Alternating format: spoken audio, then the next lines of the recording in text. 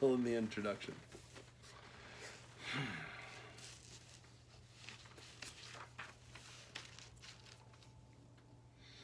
As he tries to answer these questions in the Prince, the discourses, and his other works, he also grapples with the problem of how to make sense out of history, how to extract useful lessons from it so that we can avoid the mistakes of the past.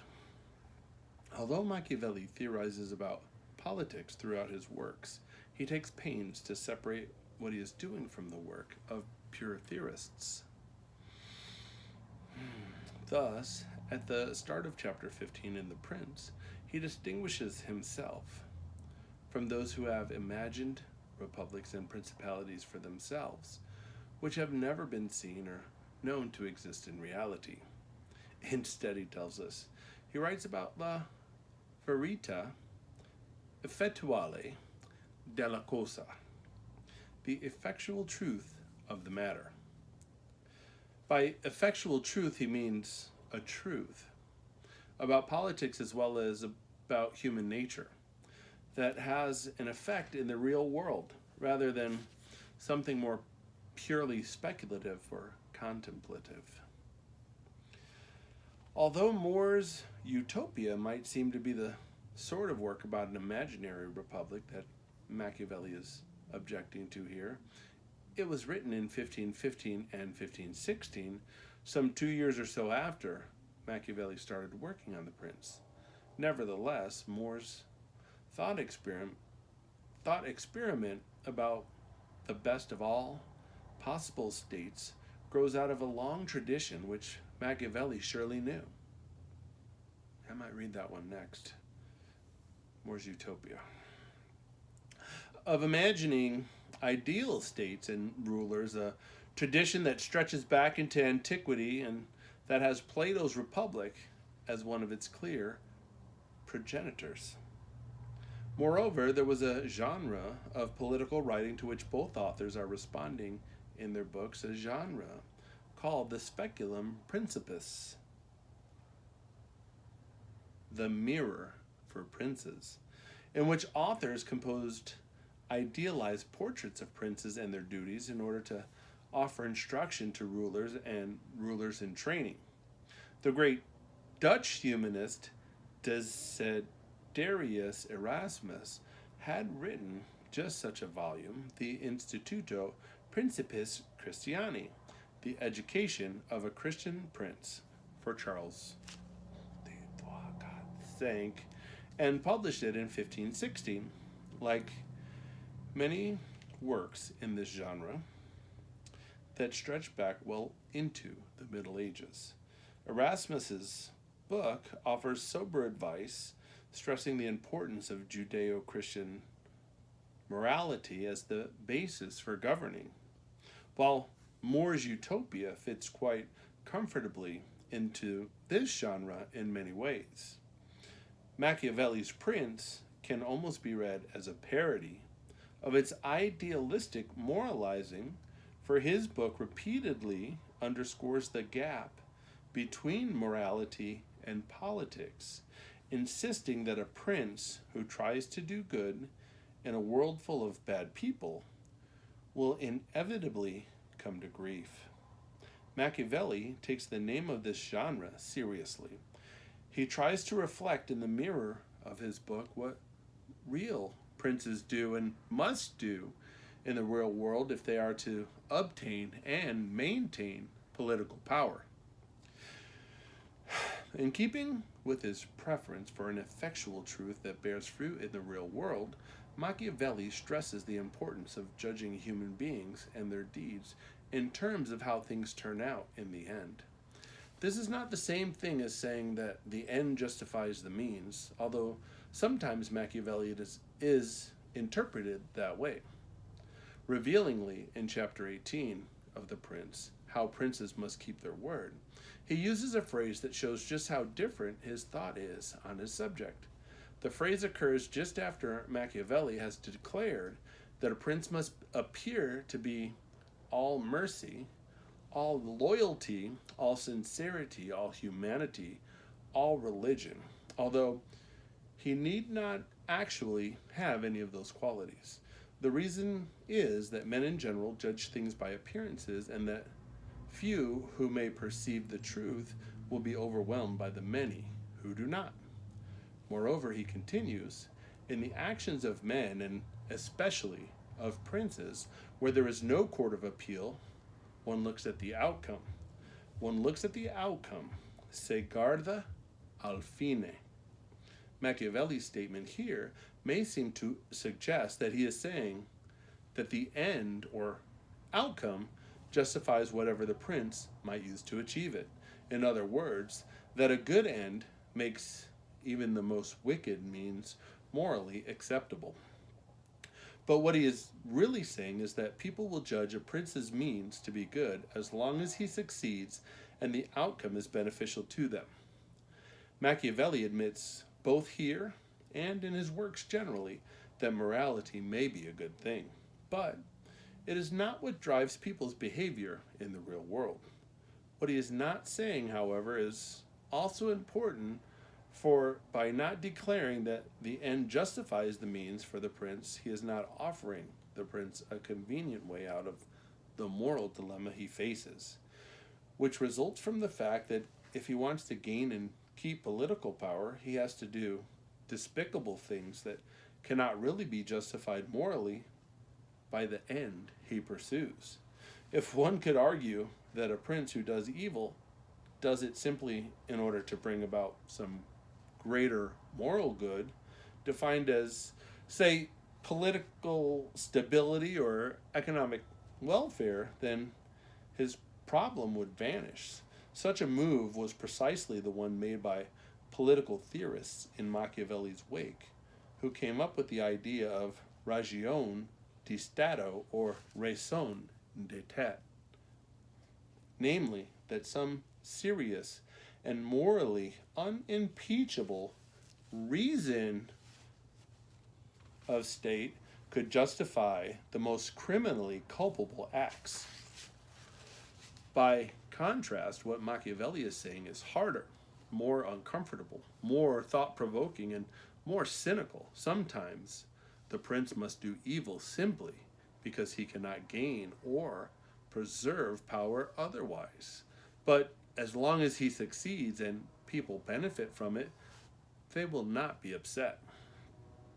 Actually, Machiavelli never advocates the pointless or wanton commission of crimes or suggests that the prince should get some sort of sadistic thrill out of inflicting harm on others. Rather, such things as assassinating one's enemies or severely punishing one's followers when they err are presented as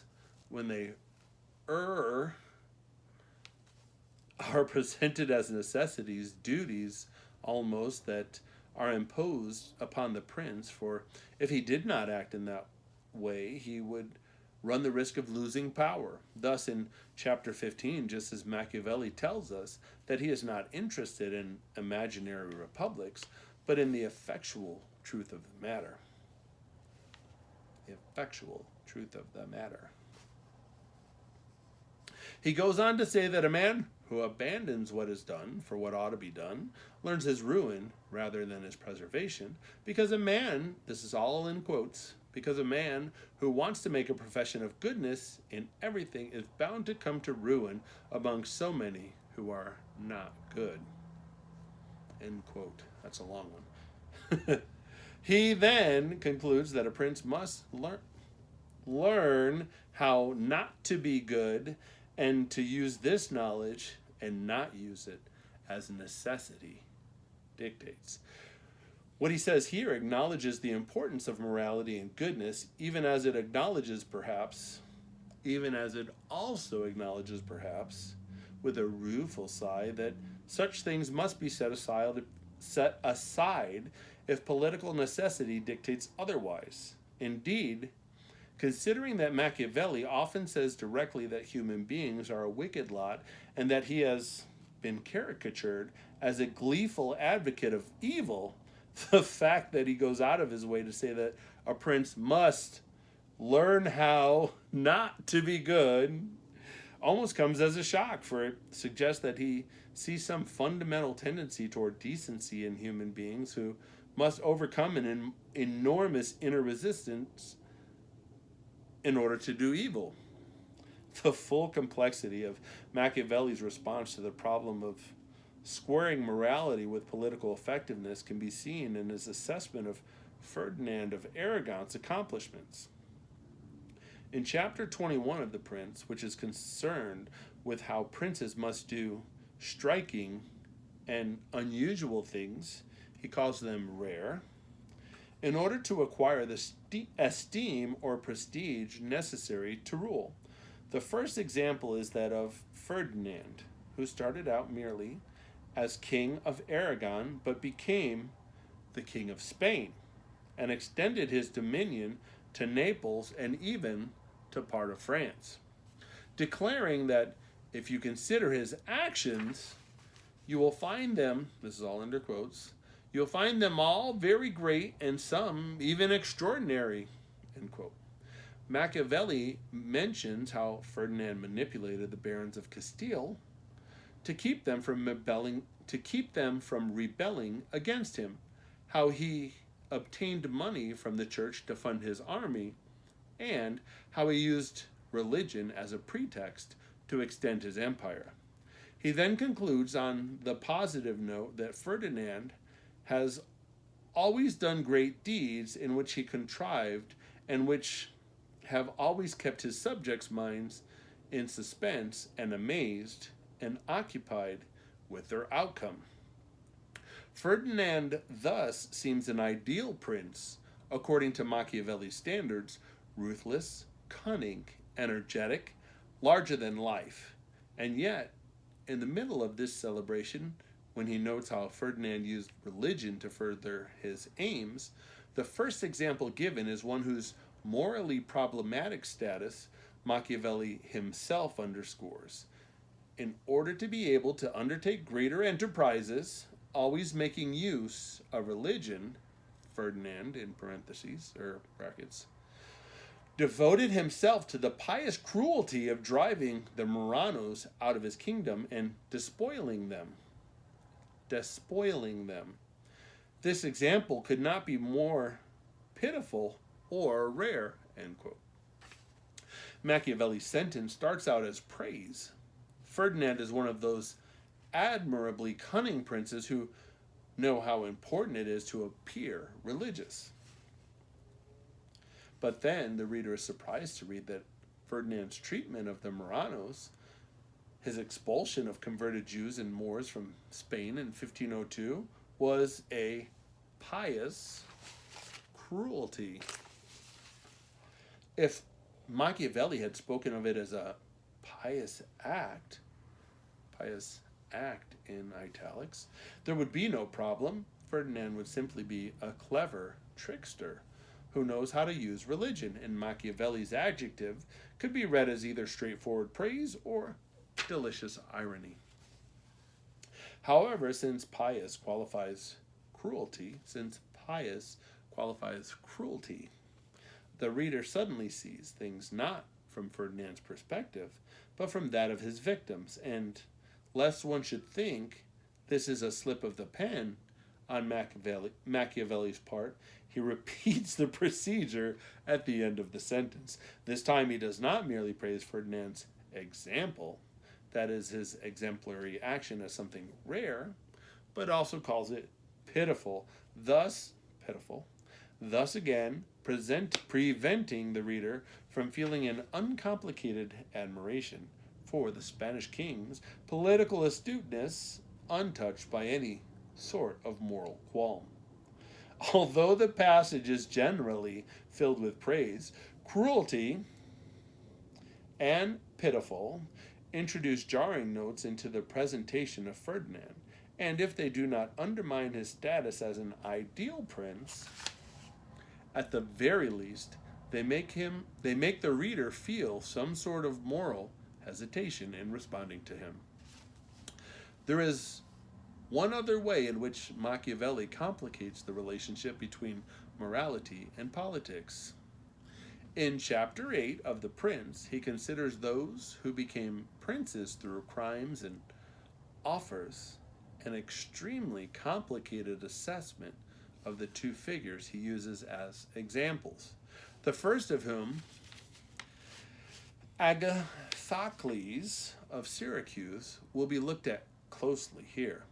Machiavelli starts off the chapter by declaring that I will give two examples, one ancient, the other modern, without, that's all in quotes, without otherwise entering into the merits of this method, because I judge them to be sufficient for anyone forced to imitate them, end quotes.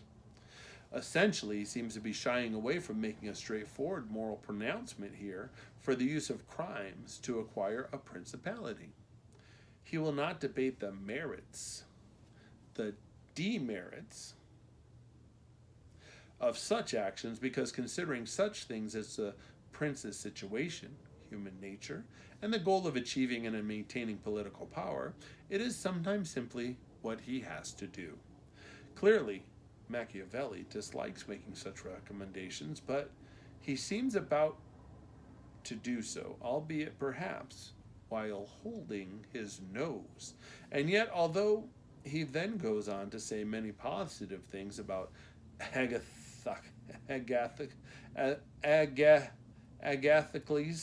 it turns out that he is really not recommending that would-be princes imitate Agathocles. Not recommending would-be princes imitate that guy. While admitting right from the start that Agathocles employed wickedness in order to get ahead, Machiavelli emphasizes instead his political success, describing how, for instance, after tricking the people of Syracuse and having many of its citizens murdered, he seized the city and ruled over it as a prince without any civil dissension. Indeed, Agathocles,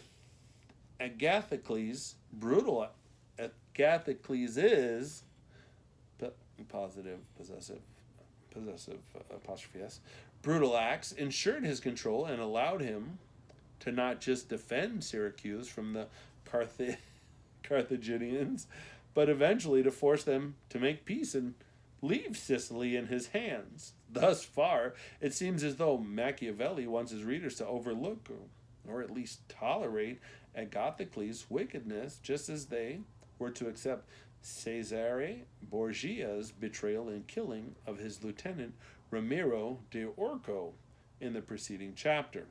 Indeed, the next paragraph begins with praise for Agathocles for having faced 1,000 hardships and dangers in order to rise through the ranks of the army, and for having maintained his rule over Syracuse. By many courageous and perilous efforts, nevertheless, Machiavelli insists that Agathocles is not to be imitated or admired, declaring simply that it is wrong to betray one's friends, to be without loyalty, without mercy, without religion. And by such methods, he concludes, one can acquire power but not glory. If one judged Agathocles simply on the basis of his courage and energy and daring, Machiavelli admits that he would be praiseworthy, but his ferocious cruelty and inhumanity, together with his countless crimes, do not permit him to be celebrated as being among the most excellent men. What has complicated Machiavelli's view here, it would be difficult to claim that he is repelled by the idea of betrayal and murder, for he seems to accept that such things elsewhere as political necessities. In part, his revulsion seems to be inspired by the sheer scale of Agathocles' wicked deeds. In part, Machiavelli condemns Agathocles because, although he acquired power, he did not achieve glory. Thus, complicating the art of judging princes for Machiavelli is not just his moral reservation about such deeds as Ferdinand's against Ferdinand's expulsion of the Marranos, but also a concern for the glory that constitutes the judgment history confers, but also a concern for the glory that constitutes the judgment history confers on the deeds of princes. No matter how the prince is judged in Machiavelli's work, he is always distinguished from the vast majority of human beings who are referred to as the people, or the masses, or the multitude. Machiavelli scorns them because they are blinded by their appetites, their carnal lusts, and especially their material desires. Thus, in chapter 17 of The Prince, he warns the prince not to arouse hatred in the people, something he can avoid if he does not touch the goods and the women of his citizens and subjects. That's how he can not arouse the hatred in the people. He goes on to warn the prince also not to take someone's life without providing public justifications for it. Although, then he returns to the preceding point and concludes with malicious wit and an untranslatable pun that, above all, the prince must abstain from taking the property of others, for men sooner forgot the death of their father, padre, than the loss of their patrimonium. Machiavelli also scorns the people because in a confusing world that is dominated by appearances, they are unable to see through those appearances to the realities beneath them. Thus, in chapter 18 of The Prince, Machiavelli recommends that the prince be a great hypocrite and dissembler, and insists that such duplicity will triumph because men are so simple and so obedient to present necessities that he as well be named, since he too, as a master of cunning and heroic violence, could be called both fox and lion. Nevertheless, since virtue, whenever it appears, cannot help but evoke the traditional moral notion of virtue, even if that meaning does not fit the immediate context, this key term will always be to some degree contradictory and unstable. It contains within itself, every time it appears, the fundamental opposition between the ethical and the political that lies at the heart of Machiavelli's conception of the prince. The Prince is a puzzling work for many readers because we know that its creator was wedded to the notion of a republican government. Yet in his treatise, he not only writes about what princes must do in order to gain and maintain their political positions, but he seems to identify so deeply with the figures his text celebrates that it is difficult not to think of him as supporting that sort of rule. Nevertheless, in the discourses, when he states his views of the two sorts of governments, he reveals a decided preference for republicanism. Not surprisingly, modern political thought on republican government harks back to Machiavelli's text, and in the 19th century, it made Machiavelli a hero to Italians who wanted to unite Italy and make it a republic. His clear deference in the discourses is hard to reconcile with his arguments. In The Prince for princely rule, a difficulty that has led at least a few scholars to claim that The Prince was written tongue-in-cheek, that it depicts a figure whose behavior is so morally reprehensible that Machiavelli must have been speaking ironically. This view, in which the prince turns into an anti-prince, goes too far, for it ignores the crucial fact that in the discourses, Machiavelli does not entirely discount princely rule, even while he voices his preference for republican government. One of his arguments for Rome's greatness, for instance, is that it allowed for the creation of dictators in times of crisis, since republics, with their complex political deliberations, were often too slow to act. Furthermore, some of the things that the Roman state and its leaders do, such as using religion to inspire and terrify the masses and ruthlessly punishing those who oppose the political order, are precisely what princes are supposed to do.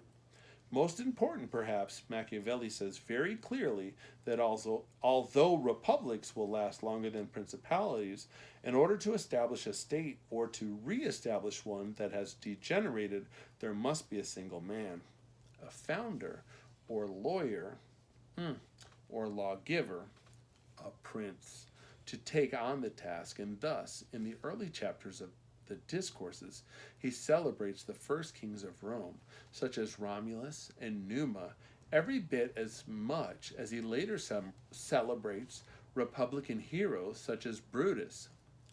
This last consideration brings us to the crucial question: why should an ardent republican like Machiavelli write The Prince at all? One answer is simply that he was writing it for a specific audience, Giuliano, and then Lorenzo de' Medici, whose family aspired to something like princely rule over Florence. But at a deeper level, Machiavelli was writing The Prince for a cup or a dish fell over. Machiavelli was writing The Prince for an Italy in crisis, an Italy that needed a strong leader to create a powerful state, in effect a recreated Rome, that would be able to resist and perhaps even conquer the barbarians, as the Italians dubbed them, who had been invading their country for the past 20 years. Perhaps Machiavelli would have wanted such a ruler to turn this new Rome into a republic eventually. After all, in the discourse on Florentine affairs after the death of Lorenzo de' Medici the Younger, which he wrote for Pope Leo X in 1520, he tried vainly to persuade the Medici that they could rule Florence best by keeping its republican political system intact while exercising power through it. All of this suggests that even though he may well have seen the Medici Redeemer envisioned in the last chapter of The Prince as a temporary expedient, he was surely not being ironic in the work and really did long for a new prince who would come to save Italy essentially from itself. Machiavelli imagines a world always at war, since he sees human beings as being driven by insatiable appetites. Even princes have them, although they control them better than most people do.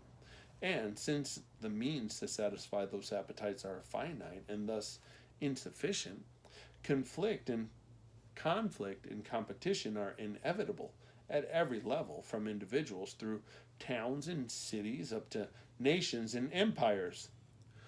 Such a world will never know real stability, and its history will be unpredictable, moving forward not as steady progress, but by the irrational leaps and bounds produced by appetite and conflict. Machiavelli sums up this sense of the word by means of the figure of fortune. The Romans had made fortune, or fortuna, from fors, meaning chance, luck, hazard. A goddess, they imagined her as fickle, but largely benevolent figure who bestowed goods and possessions on humans, that is, who gave them what we now would call their fortune. This goddess was kept alive in the Christian Middle Ages and the Renaissance, not as a deity to be worshipped, but as a convenient allegorical representation for the certain, slippery, unpredictable nature of this world.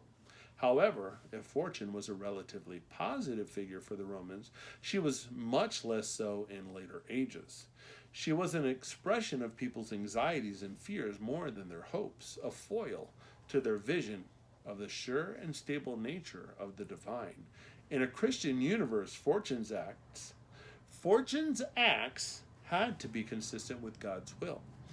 Of course, but that did not make them seem any less irrational and unexpected to human beings who could not share God's divine vision. This is the figure then, stripped of any association with the divine, that Machiavelli turns to in order to symbolize his sense of the mysteriousness and opacity of the world.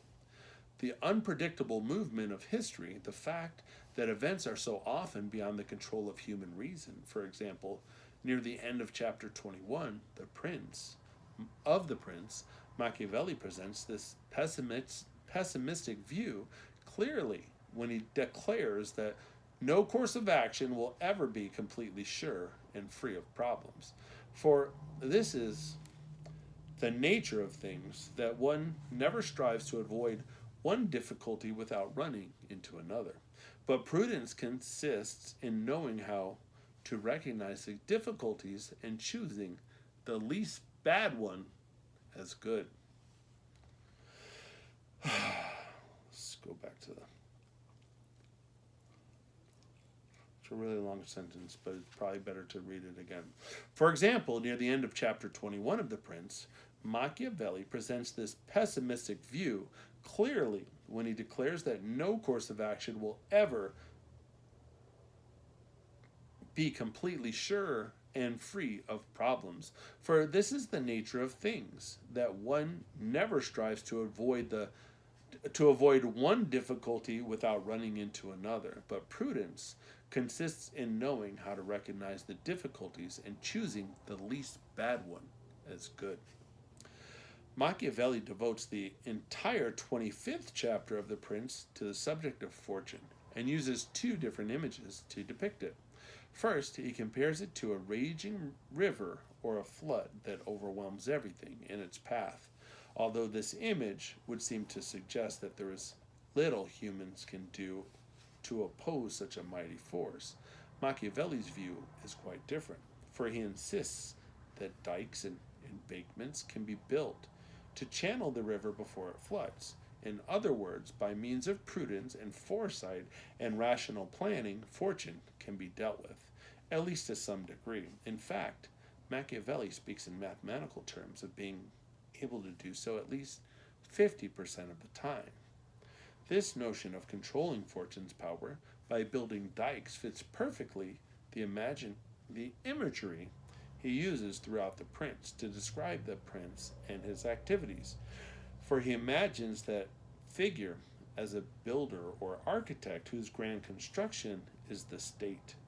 Since Machiavelli is particularly concerned with the new prince in his book, that is, with someone who acquires the new prince, it's italicized, not the new is italicized. That is someone who acquires a state and becomes its new ruler. It is not surprising that the verb he uses over and over to describe the prince's activities is fondere, to found or to establish, more specifically to lay down foundations, and to mantle. In Machiavelli's conception, the prince is clearly an artist, and the state his work of art.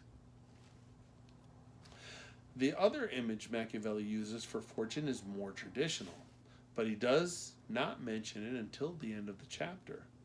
Between the two images, in the middle portion of the chapter, he presents the proposition that since the world is constantly changing, people will enjoy success only if they're able to adapt their methods to suit their times and circumstances.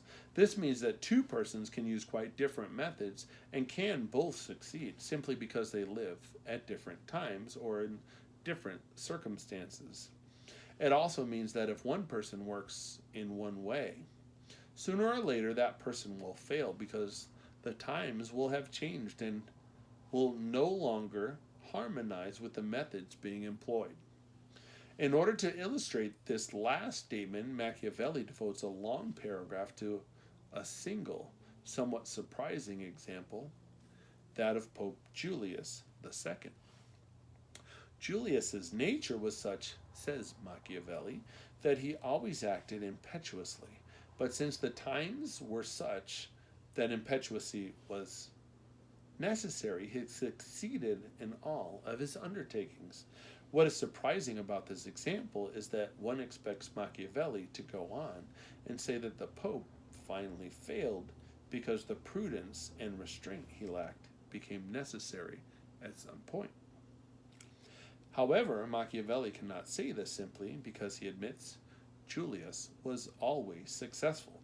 The most he can do to save his generalization is to speak in the conditional and to say that if before Julius's death it had become necessary to proceed otherwise, then he would have failed. One might well wonder why Machiavelli chose an example here that seems an embarrassment for his argument. The answer to this question may be found in the last paragraph of the chapter, which begins with a restatement of his general position that people will succeed if their methods and their circumstances are in harmony.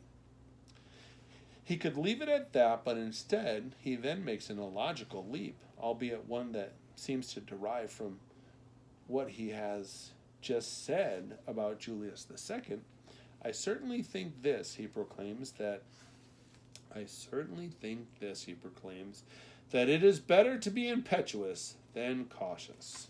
Since nothing he has said up to this point could explain an irrational preference, he quickly goes on to justify it by invoking the other, more traditional image of fortune.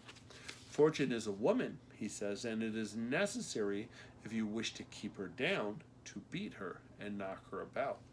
And one sees that she lets herself be conquered by men of this sort more than by those who proceed coldly.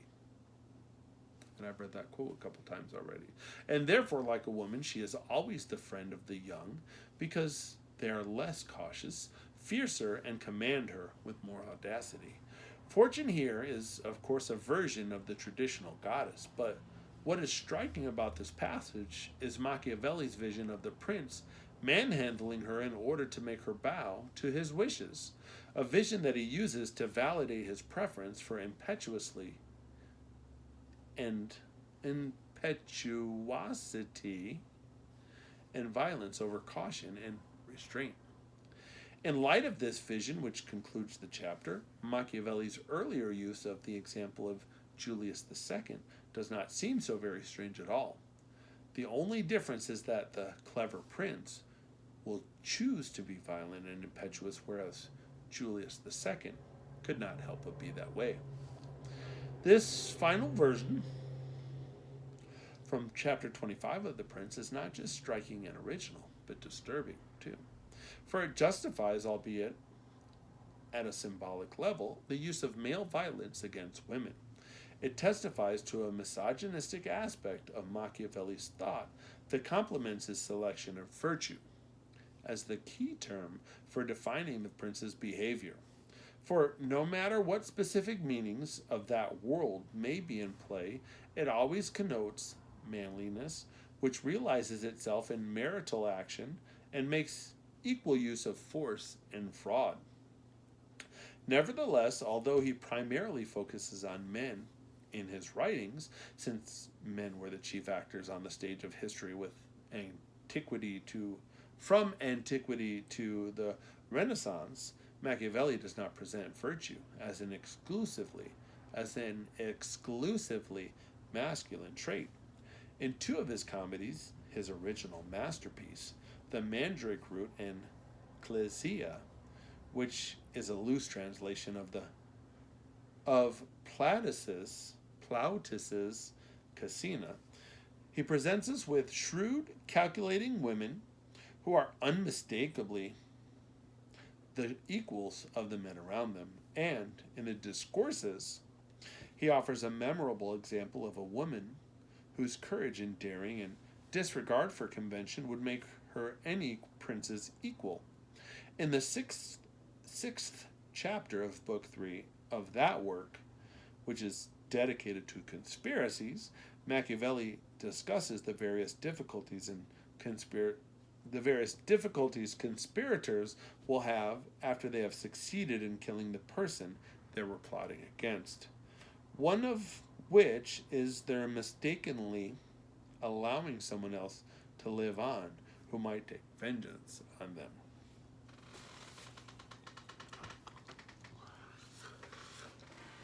To illustrate his point, he recounts how a group of conspirators in Forli assassinated their ruler. Count Girolamo Riario and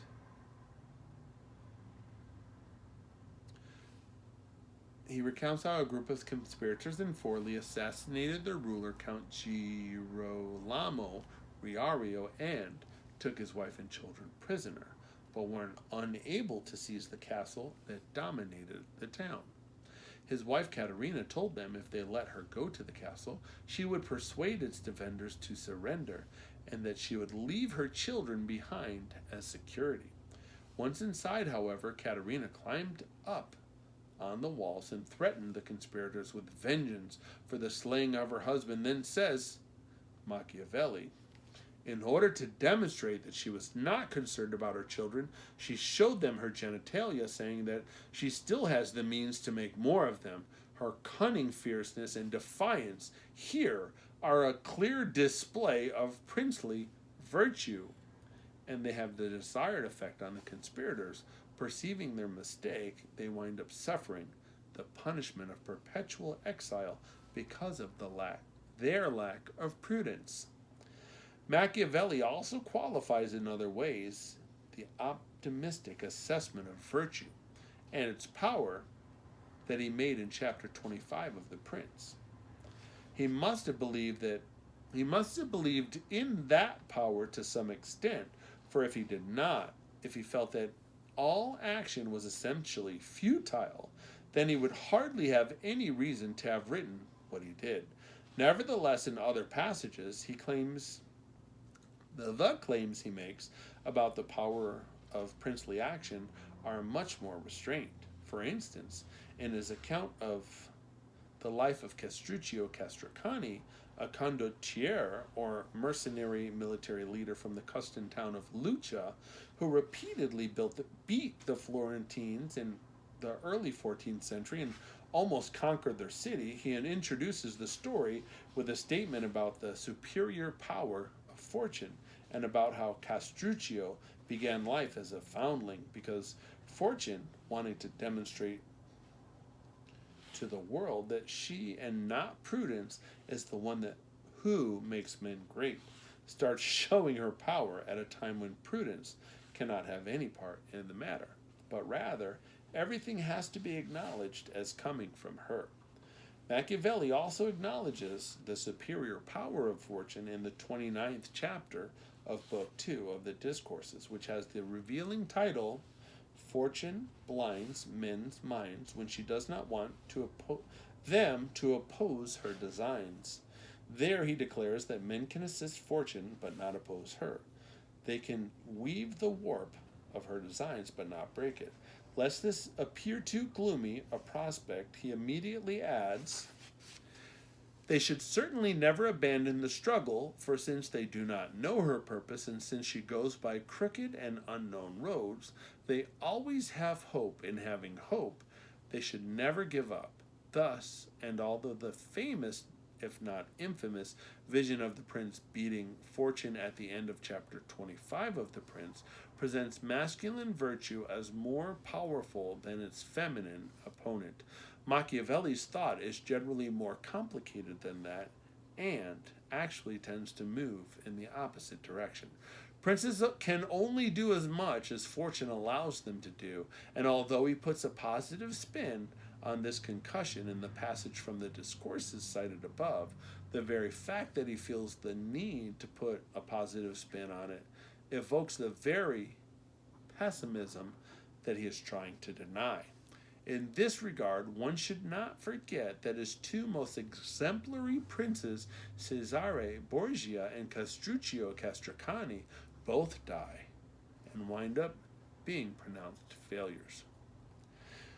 One of the reasons princes have such a hard time succeeding is the difficulty they encounter in reading the book of history. One cannot adapt one's methods to changing circumstances unless one understands that they have changed. Machiavelli's entire enterprise in The Prince, the discourses, and his other political and historical writings is an attempt to do just what his princes must do, namely, to solve the problem of reading history, of extracting general principles and laws from his vicissitudes that can be applied to one's life in the present. He is, of course, convinced that this can be done, or he would not be writing his works. Moreover, he is quite direct in telling his readers that it is possible, most directly in the preface to the first book of the Discourses, although he also tells them there that they must imitate what he is doing in his works if they want to understand the past, in particular, the classical past, correctly and in a way that will allow it to help them act in the present. Machiavelli repeatedly stresses the novelty or originality of his enterprise, and he does that in that preface in which he compares himself to the contemporary explorers who sailed to Africa, Asia, and the Americas. His originality appears in many other ways as well, such as in his avoiding the conventional pieties usually offered as advice to princes in books like his. And although he clearly reveres the ancients, he asks them to provide the reasons for their actions. He even dares to disagree in chapter 58 of Book 1 of the Discourses with the Roman history Livy, on whose history of Rome Machiavelli based his work, over the issue of the wisdom of the people.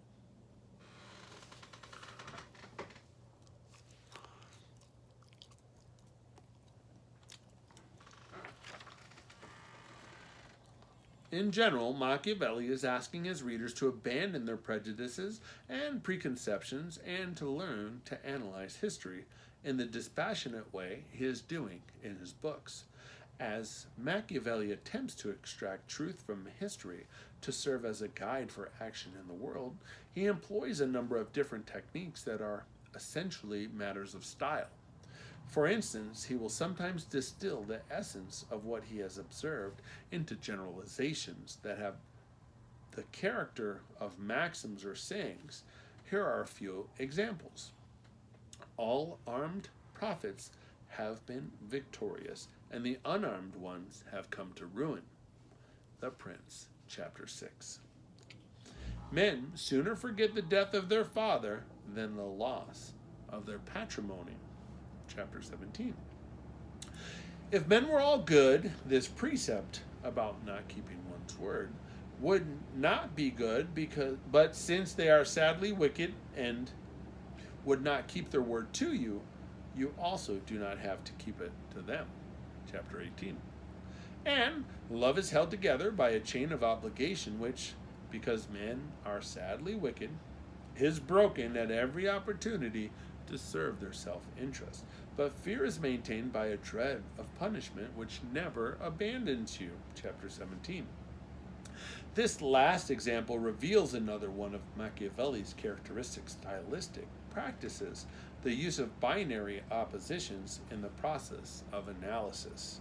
Here he speaks of love and fear, but there are many other binaries in his works, including armed and unarmed prophets, fathers and patrimonies, one's own arms and the arms of others, liberally and other miserliness, cruelty and mercy, and of course, virtue and fortune.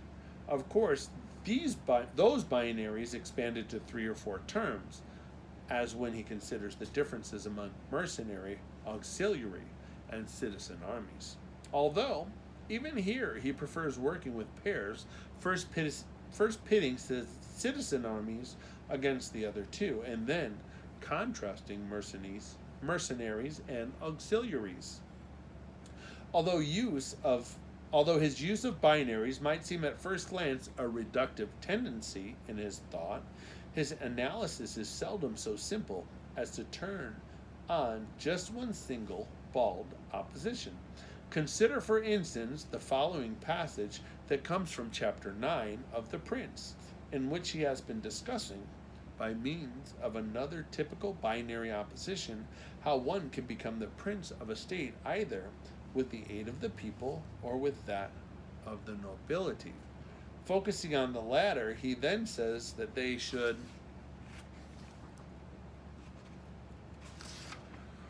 be considered principally in two different ways.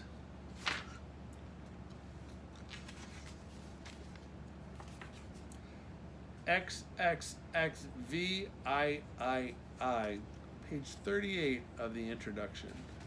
We will resume, which has, oh my gooseneck,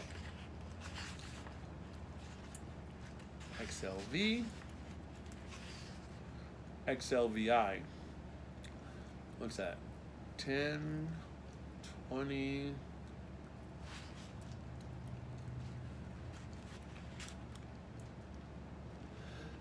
XL is 40, VI is 646. So there's 46 pages, and that's on XXVIII.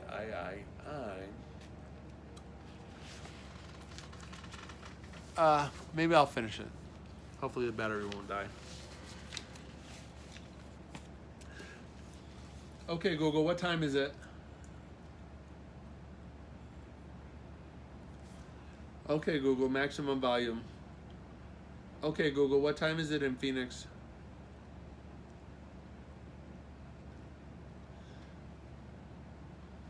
Doesn't matter. Either they govern themselves in their proceedings in such a manner that they are entirely dependent on your fortunes. Hey, that's good. Or they do not. That might be my first yawn. Good idea to keep reading. In the next sentence, Machiavelli then offers yet another binary. Those noblemen who are bound to you and are not greedy must be honored and loved. Those who are not bound have to be examined in two ways. Those not bound to the prince are further divided into the cowardly and the ambitious. And Machiavelli concludes that while the prince can choose useful counselors from the first, because in prosperity you will gain honor from them, and in adversity you do not have to fear them. He cannot has to fear those in the second, because in adversity they will always help to ruin him. Passages like this one are an artful juggling trick. They offer clarity through the binary oppositions that structure them at every turn, while doing justice to the complicated way real people behave in the real world by multiplying those oppositions so as to account for all sorts of qualifying details. Another important stylistic technique Machiavelli uses to formulate general rules about history while still doing justice to its complexities is what might be called the supplemental observation or the supplemental generalization.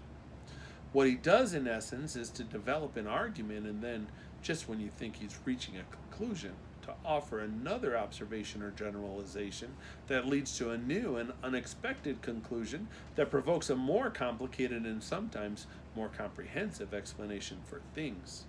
You might just be losing track. Anyways, a good example of this technique can be found near the end of chapter 7 of The Prince, where he is reviewing the career of his model prince Cesare Borgia.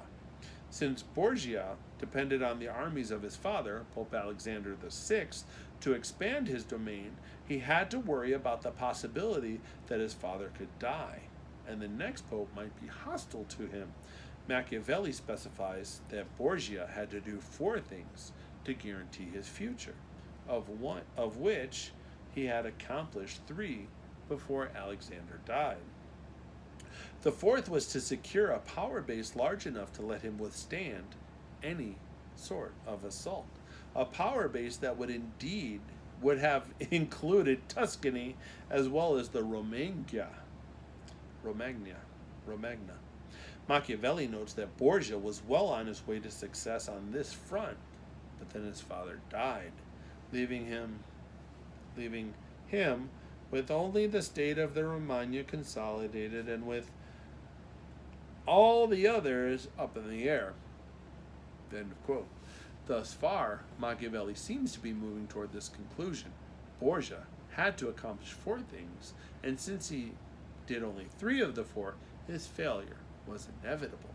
However, Machiavelli complicates things by observing that at his father's death, Borgia was left between 2 very powerful enemy armies and deathly ill. The fact that Borgia had not consolidated his power base turns out not to have been the only cause of his failure. Instead, Machiavelli argues that Borgia had so much virtue and had done everything so well that if he had not had those 2 armies on top of him, or if he had been healthy, he would have held out against every difficulty. Machiavelli then revises even this explanation one last time, ignoring the issue of the French and Spanish armies, perhaps to get at what he sees as the ultimate truth if at the death of Alexander Borgia had been healthy. If at the death of Alexander Borgia had been healthy, everything would have been easy. That's all in quotes. By adding more and more explanatory material, Machiavelli really offers a series of conclusions, all of which have some validity, although the final one seems to be the most satisfactory. Ironically, in this specific case, the final explanation that Borgia was deathly ill cannot really be some sort of effectual truth, since there is no way to make it into a generalization that can actually be put to work in the real world. The particular conclusions Machiavelli reaches are less important than the processes he goes through to reach them, for it is that process that teaches readers how to interpret the book of the past. Despite Machiavelli's penchant for pithy sayings and dramatic binary oppositions, it is this complex sorting out and resorting out of arguments and evidence that really serves as a model for the reader's own appreciation of this history for use in the present. Machiavelli even manages his teaching process at the level of the individual sentence. For the most part in his political writings, he composes relatively lengthy, elaborate Latinate sentences, some of whose length and elaborateness get lost as they make their way into English. Italian has more inflections than English, an inheritance from its Latin ancestor, and Italian prose writers of the Renaissance, including Machiavelli, who sought to imitate the density and complexity of Latin style, used them to that end. Consider the following sentence from chapter 19 of The Prince, in which Machiavelli explains why the Emperor Septimius Severus was able to survive despite treating the Roman people badly. For in Severus there was so much ability, virtue, that by keeping the soldiers his friends, even though the people were oppressed by him, he was always able to rule happily, for those abilities, virtue of his, made him so admirable in the sight of the soldiers and the people, that the latter were to some degree astonished and stupefied, and the former respectful and satisfied. What is noteworthy about this sentence is the way that Machiavelli inserts a phrase in Latin, a participial phrase, and a clause in between the beginning of his thought and its completion. All he really needed to write in order to explain why Severus survived is this: in Severus there was so much ability, virtue, that he was always able to rule happily. Instead, he deliberately interrupts the syntax with the phrase about keeping the friendship of the soldiers and the clause noting that Severus oppressed the people. This interruption, however, accomplishes 2 important things. First, it presents aspects of the historical situation within which Severus exercised excuse me, his virtue, and since it does this before completing the thought, the result is that the syntax forces the reader to see Severus's behavior in context. In other words, he does not simply exercise virtue, but he does so in the real world in relation to other people, and in a particular historical time and place. Machiavelli's syntax thus presents individual action as both constrained and enabled by its social context. Second, by placing he was able, a single word posse in Italian, after the inserted phrase and clause, Machiavelli forces the reader to take those circumstances into account before reaching the subject and verb of the clause, thus determining the order of succession of the ideas by means of which readers will link through this situation. In essence, then, Machiavelli teaches his readers to read past by using his style to force them to think like him. Surprisingly, despite his use of style to coerce the reader's responses, Machiavelli's texts also appear to register the presence of other voices and points of view. Indeed, one of the most striking features of his works is the fact that he frequently addresses a you, either the singular tu or the plural or polite voi. In Italian, voi. I thought it was French. En français. And sometimes associates that you with a position different than his own. What is more, he will even slide from speaking of a third person, the prince, he, into addressing a you in the midst of a single sentence. Note this shift in the following example from chapter 19 of The Prince. A prince who wants to hold on to his state is often forced to not be good, for when that group, whether it be the people, the soldiers, or the nobles who support you believe you need in order to rule is corrupt, you must follow its humor and satisfy it. The inclusion of you here may be explained in part, of course, by the fact that Machiavelli's works are generally addressed to specific individuals, or the you may be a reflection, or perhaps a recollection, of the actual discussions that Machiavelli had with his friends in such places as the gardens of Cosimo, Rucellai's palace.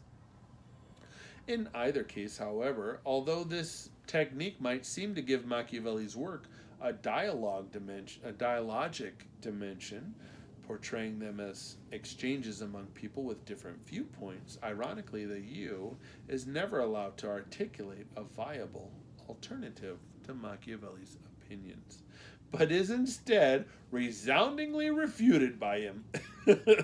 Even more typically, the you has no opinion, no character. It is a kind of blank slate for the hand of Machiavelli, the teacher, to write his lessons on. In essence, the you who appears in Machiavelli's works is reduced to being his yes man. If Machiavelli may be said to employ a rhetoric in his works, then it is a rhetoric of power. For insofar as readers identify with the you Machiavelli addresses, that rhetoric strives to make him into his yes man too. Machiavelli's rhetorical style creates a powerful impression of Machiavelli himself as a distinct and distinctive human being by writing as he does. He artfully manufactures an identity for himself, thus participating in one of the defining activities of the European Renaissance. One of the most important legacies of the Renaissance to the modern world is the notion that identity is not given. Identity is not a given, not something one inherits from one's family or acquires from a profession or derives from a participation in the social life of one's local community. Rather, to use a a memorable phrase from an educational treatise by the Dutch humanist Erasmus. Men are not born, but made. They are the children, not of their parents, but of their own works and deeds. One expression of this new ideology of self creation or self fashioning is, as it is called by contemporary scholars, and the social mobility it enabled and reflected, is the Renaissance myth of Faustus, the man who, having achieved fame through learning and magic, is willing to sell his soul to the devil in exchange for infinite wealth and power. The period also gave birth to the Picaresque novel, whose protagonist changes his identity from one episode to the next. Moving up and down the social hierarchy with complete ease, it gave birth to countless player kings and to players of every stripe in the theater that took as its motto Shakespeare's famous line from As You Like It: all the world's a stage and all the men and women merely players. And of course, it gave birth to Machiavelli's prince, that new ruler who rises to the top by means of his virtue, displaying prowess and daring as a military leader, prudence and ruthlessness as a political one. His prince is even willing to murder people to whom one might expect him to feel some sort of loyalty or obligation, as Cesare Borgia does to his lieutenant Ramiro de Orco, as Oliverato da Fermo does to his maternal uncle Giovanni Fogliani, and as Machiavelli's Romans do to brothers and sons and other family members. For Machiavelli's princes, family ties and traditional bonds are much less important than the creation of one's identity through the acquisition and maintenance of power achieved by the ruthless exercise of one's virtue. Nowhere is Machiavelli's embrace of the ideology of self-fashioning clearer than in his brief biography of the condottiere from Luca Castruccio Castricani. Having read Niccolò Tegrimi's Latin account of Castruccio's life, he doubtless thought that his writing a successful biography in the vernacular would be a useful credential for him to have as he pursued the post of historiographer of Florence, a post the Medici in fact awarded him on November 8th, 1520. But his reasons for writing the biography ran deeper, and they can be glimpsed in the striking ways that he deliberately distorts and falsifies the biographical record. Biographers, as well as historians in the Renaissance, felt less of a need to stick to the facts than their modern counterparts do. Nevertheless, Machiavelli's distortions are extreme, and they are very revealing as a result. For through them, he essentially transforms Castruccio into an almost mythical version of the ideal prince. Machiavelli makes two quite serious changes in the historical record of Castruccio's life. First, although the real Castruccio was married and had a large number of children, Machiavelli's Castruccio does not marry and claims he did not do so specifically so that he could adopt as his heir the son of his former patron. One could read this gesture as an attempt on Machiavelli's part to make Castruccio a figure possessing the traditional virtue of loyalty to his patron, a loyalty that transcends even the natural instinct to reproduce. However, it could also be read as Machiavelli's attempt to make Castruccio a figure of virtue. For not only has Castruccio made himself the Prince of Lucca by means of his deeds alone, but in adopting the son of its former ruler, he thereby becomes the symbolic progenitor of its future rulers. While at the same time he appropriates the identity of his former patron, his surrogate father, and thus makes himself in a way into his own father. The other change Machiavelli makes is that his Castruccio starts off life as a foundling. Not only does this allow Machiavelli to put him in the same category as such mythical lawgivers and founders of states as Moses and Romulus, but it also makes him a perfect example of self fashioning. For if the notion that people make their own identities may imply that they are denying their parents, at least metaphorically or symbolically, being a foundling eliminates the issue of parents, or at least biological parents, altogether. Moreover, though the baby Castruccio is indeed found and initially raised by a priest and his sister, as soon as he is able, he leaves them behind, after which point they simply disappear from his world and from Machiavelli's text, and he reattaches himself to the patron whom he eventually manages to replace. From foundling to prince of Lucca, Castruccio's story of creating an identity for himself by means of his talents, his virtue, constitutes the most radical version of self fashioning the Renaissance could imagine. Machiavelli was also deeply attracted to the 14th century condottieri because he mirrored the circumstances of Machiavelli's own life. When he wrote the biography in the summer of 1520, he had been in exile from Florence for almost 8 years, and he must have felt a fair amount of resentment at how he had been treated. Consequently, he chose to write about Castruccio, who was not, after all, a great Florentine hero, but one of the city's worst enemies. Castruccio's story, especially after Machiavelli got through retouching it, was really his own. Machiavelli, too, had begun in relative obscurity and had become, if not a great general and the prince of a city, then at least the head of the second chancery. The man responsible for creating the Florentine citizen militia and Soderini's confidential advisor. And he too had achieved these things not through family contacts or by dint of social rank, but because of his enormous talent, hard work, and energy, in other words, because of his virtue. But if both Castruccio and Machiavelli were Renaissance success stories, both were also failures. Despite the repeated defeats he inflicted on the Florentines, Castruccio never became the ruler of Tuscany, not because of anything his enemies could do to him, but simply because fortune struck him down on the eve of his greatest triumph.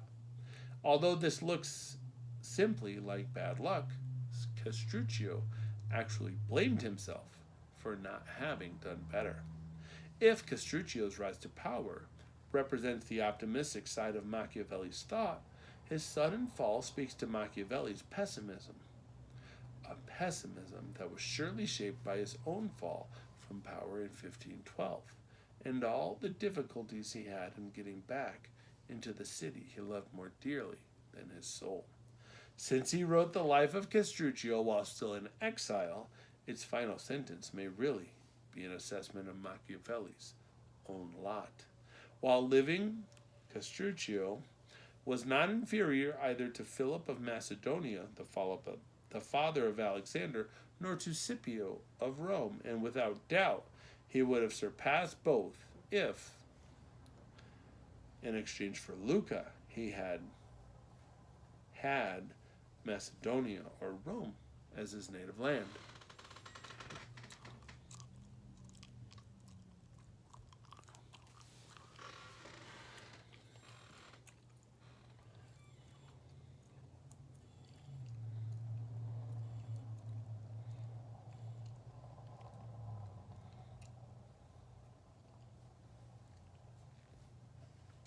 In my life, Machiavelli might have said of himself, I have not been inferior to the great rulers of antiquity, and I would have surpassed them if I had not had Florence, which could not truly appreciate my talents or summon up the courage and discipline to fight off the barbarian invaders, but rather had Macedonia or Rome as my country.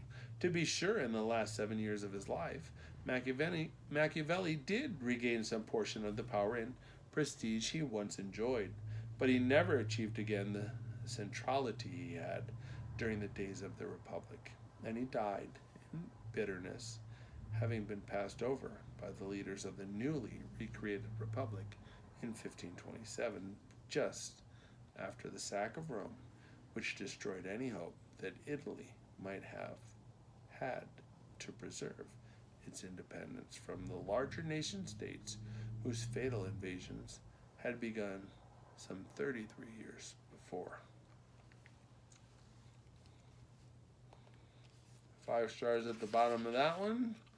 2 more pages, and before we run out of batteries, we'll